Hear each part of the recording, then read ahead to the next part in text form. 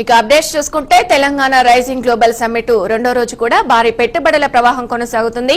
ముఖ్యమంత్రి రేవంత్ రెడ్డి వరుసగా పారిశ్రామికవేత్తలతో సమావేశమవుతుండగా ఇప్పటి వరకు మొత్తం 1,04,350 కోట్ల పెట్టుబడులకు అవగాహన ఒప్పందాలు కుదిరాయి. ఇక dairy, FMCG, food technology, data సెంటర్లు, క్లీన్ ఎనర్జీ, ఎలక్ట్రానిక్స్, ఫార్మా రంగాలలో ప్రముఖ కంపెనీలు తెలంగాణలో భారీగా పెట్టుబడులు పెట్టేందుకు ముందుకు వస్తున్నాయి.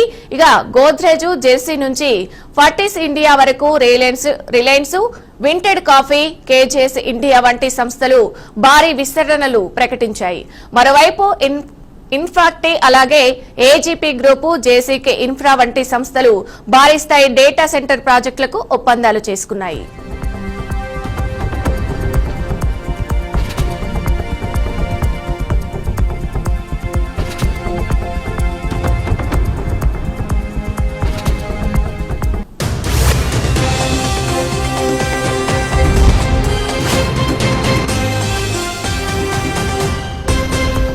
మరోవైపు ఫార్మా, న్యూటికల్ అలాగే రంగంలో హైటోరో, అరబిందో, గ్యానుల్స్, బయోలాజికల్, ఈ భారత్ బయోటెక్ సంస్థలు కలిసి మొత్తం వేల సంఖ్యలో ఉద్యోగులకు సృష్టించేలా భారీ పెట్టుబడులను ప్రకటించాయి. ఇక మొత్తం మీద తెలంగాణను ప్రపంచ పెట్టుబడుల కేంద్రంగా మార్చేందుకు రాష్ట్ర ప్రభుత్వం చేపట్టిన ప్రయత్నాలకు ఈ సమ్మిట్లో వస్తున్న స్పందన రాష్ట్ర ప్రభుత్వానికి మైలురాయిగా మిగిలిపోనుందని రాజకీయ విశ్లేషకులు భావిస్తున్నారు.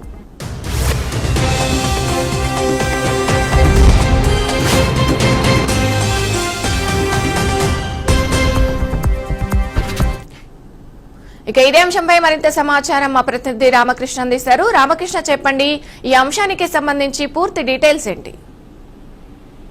తెలంగాణ ప్రభుత్వం ఆధ్వర్యంలో భారత్ టీచర్ సిటీలో జరుగుతున్న తెలంగాణ రైజింగ్ గ్లోబల్ సమ్మిట్ లో పెట్టుబడుల ప్రభావం కొనసాగుతుందని చెప్తున్నట్టు రెండో రోజు సదస్సులో ముఖ్యమంత్రి రేవంత్ రెడ్డి పలువురు పారిశ్రామికవేత్తలతో వరుసగా సమావేశాలు నిర్వహిస్తున్నారు. ఈ సందర్భంగా పలు కంపెనీలు తెలంగాణ ప్రభుత్వంతో ఎంఓయూలు కుదుర్చుకున్నాయి.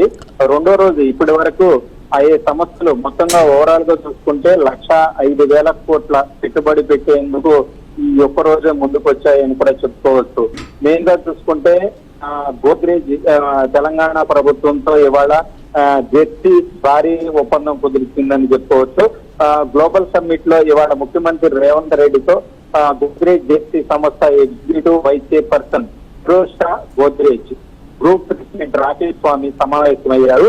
ఈ సందర్భంగా మిల్క్, ఎంఎఫ్సిజి పాటు రియల్ ఎస్టేట్, ఆయిల్ ఫార్మింగ్ ఈ 4 విభాగాల్లో పెట్టుబడులు పెడతామని గోద్రేజ్ ముందుకు వచ్చిందని చెప్పుకోవచ్చు. రాష్ట్రంలో పాల వ్యాపారం రోజుకి 5 లక్షల లీటర్ల సామర్థ్యం ఉంది. దీనికి గాను 170 పెట్టుబడి విస్తరించి ప్రతిపాదనపై అవగాహన ఒప్పందం కూడా సీఎంతో కుదుర్చుకున్నారని చెప్పుకోవచ్చు.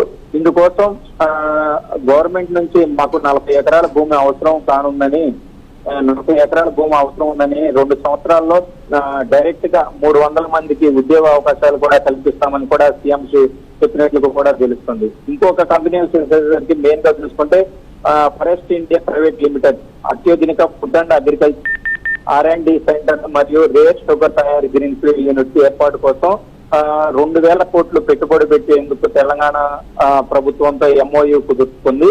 ఫేజ్ 1 కింద 500 కోట్లు, ఫేజ్ 2 కింద 1,500 కోట్లు, మొత్తం 2 కలిపి 2,000 కోట్ల వరకు ఒప్పందం కుదుర్చుకుంటాము.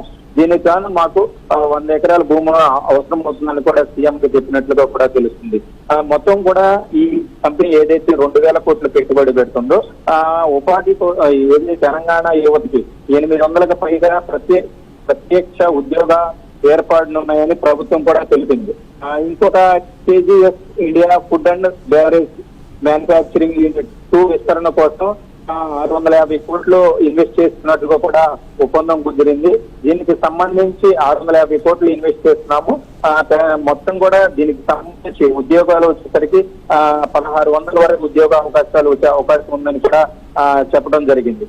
మొత్తంగా ఓవరాల్ గా చూసుకున్నట్లయితే రిలయన్స్ ఇన్వెస్టర్లు, ఆర్టీసీఎల్ కూడా దాదాపుగా 1,500 కోట్లతో పెట్టుబడులు పెట్టేందుకు కూడా ముందుకు వచ్చాయి. ప్రత్యక్షంగా 1000 మందికి ఉద్యోగ అవకాశాలు కల్పిస్తామని కూడా చెప్పడం జరిగింది. మొత్తంగా ఓవరాల్ గా చూసుకుంటే ఈ ఒప్పందాలు చూసుకుంటే ఈ ఒక్కరోజే 1,05,000 కోట్ల వరకు జరిగింది ఇప్పటి వరకు. ఇంత సమయం ఉన్న నేపథ్యంలో దాదాపు ఇది అధికారికంగా రావాల్సి ఉంది. ఇది ఎన్ని లక్షల కోట్లు పెట్టుబడి ఉంటుందా అనేది కూడా తెలియాల్సింది. మొత్తం కూడా చూసుకున్నట్లయితే అక్వాలో నెక్స్ట్ లిమిటెడ్ క్లీన్ ఎనర్జీ ఆధారిత 50 మెగావాట్ల డేటా సెంటర్ కూడా ఇక్కడ ఏర్పాటు చేస్తాము. ఏజీబీ గ్రూప్ ముందుకు వచ్చింది. దీనికి సంబంధించి కూడా దాదాపుగా 6,750 కోట్లు అవసరమవుతుందని కూడా చెప్పడం జరిగింది.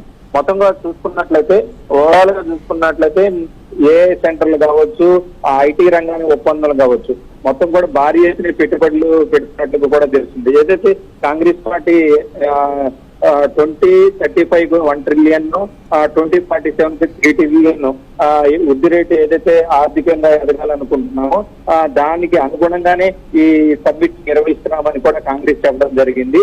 మెయిన్ గా చూసుకున్నట్లయితే ఓవరాల్ గా చూసుకున్నట్లయితే కాంగ్రెస్ పార్టీ ఏదైతే నిరుపేదలకు సంబంధించి కావచ్చు, ఉద్యోగ అవకాశాలు ప్రణాళిక ఏ విధంగా ఉంటుంది, ఏ విధంగా ఉండాలి అనేది కొద్దిసేపట్లో సీఎం రేవంత్ రెడ్డి అధ్యక్షన దీనికి సంబంధించి డాక్యుమెంటరీ కూడా ఒకటి రిలీజ్ చేయడానికి రెడీ అయ్యారని కూడా చెప్పుకోవచ్చు.